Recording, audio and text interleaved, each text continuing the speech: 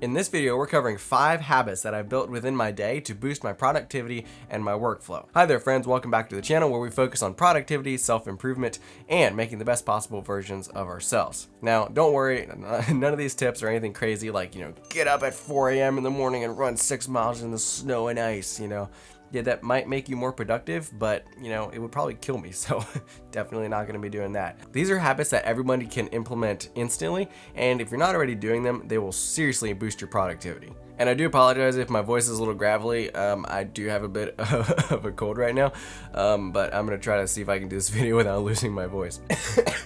The first habit that I built within my day to make myself more productive is to have a to-do list / schedule. I do this usually every evening before I go to bed. I write out everything that I need to accomplish the next day. Then the next morning when I get up, I take those and review them and figure out a plan of action for that day. I was inspired to do this originally by a book called Getting Things Done, The Art of Stress-Free Productivity by David Allen. This book is like the Bible of productivity. It is so full of incredible wisdom, and this is just one aspect that I gleaned from it. But basically the book is about building a system outside of your mind to hold all of the information. That way you're not having a lot of mental clutter, because like he explains in the book, our minds are not made to be like to-do lists or checklists. So finding a way to get all of that out clears your head and allows a lot more room for more important tasks. How does this make you more productive, you may ask? Well, it does a couple of things. First of all, it gets everything out of my mind, and by doing it in the evening, getting all of that out of my head, it means that I can clear my mind and I can actually sleep way better that night because I'm not constantly mulling over things that I know I have to remember for the next day. I put them into my system and the system can stand on its own and I can forget about them. Clearing out my mind like this often before bed is fantastic because a lot of my most creative ideas happen at that period when I've cleaned all of that out. Another really cool thing this does for me is it allows me to know exactly what I have accomplished and what I need to accomplish. A day never ends with me not having a tangible list of things that I have done that day. And if you ask me at any point of the middle of the day, whenever, I will always have a task that I'm actively pursuing. Dying over here. And my second productivity habit that I've developed is to write out or at least review my major priority goal every single morning. And if I'm feeling a little extra ambitious, I'll write out 3 ways that I can actively pursue that goal and further it throughout the day. The major priority goal is something that Brian Tracy covers in his book called Goals. And basically what it is he gives a task in the book where he says, write down 10 to 15 goals that you want to accomplish. And then he says, review those goals and find the one that, when accomplished, will bring the most positive change to your life. The goal that falls into that category then becomes your major primary goal, and all energy and resources get thrown into accomplishing that goal. Now, this helps out in 2 pretty significant ways. The first way that it helps is that it always defines and clarifies exactly where I'm going.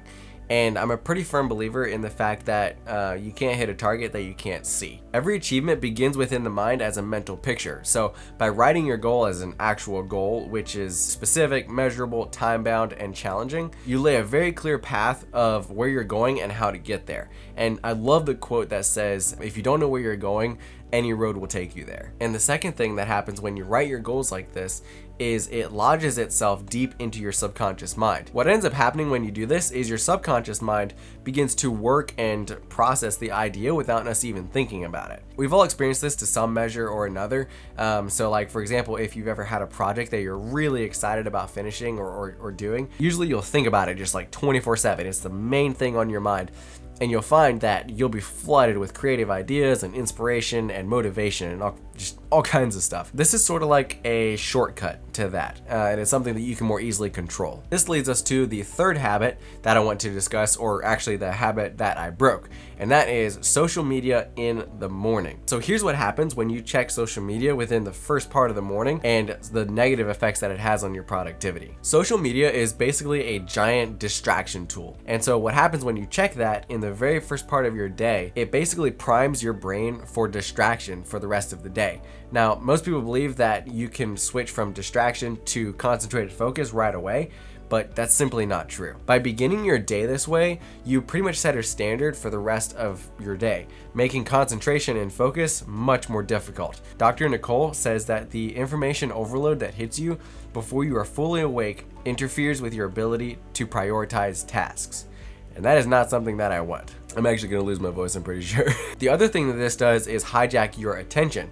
By checking social media first thing in the morning, you're essentially letting people's opinions, requests, and advertisements into your mind. Your thoughts, ideas, and focus are immediately hijacked by your text messages, emails, notifications, etc. In other words, your mind is occupied by other people's agendas, not your own.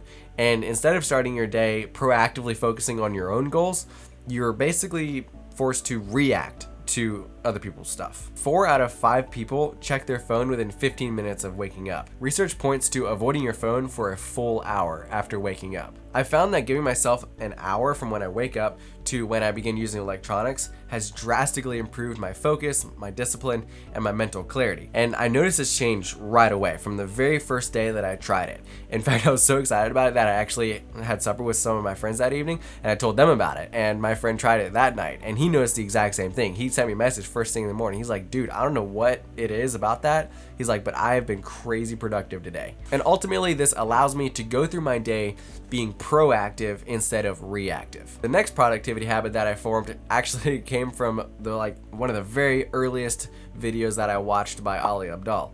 And basically that habit is the 2-minute rule. And the 2-minute rule basically says if a task is going to take less than 2 minutes, you do it right away. Basically what you'll find is that throughout your day, you'll have a lot of tasks that take, 2 minutes or less.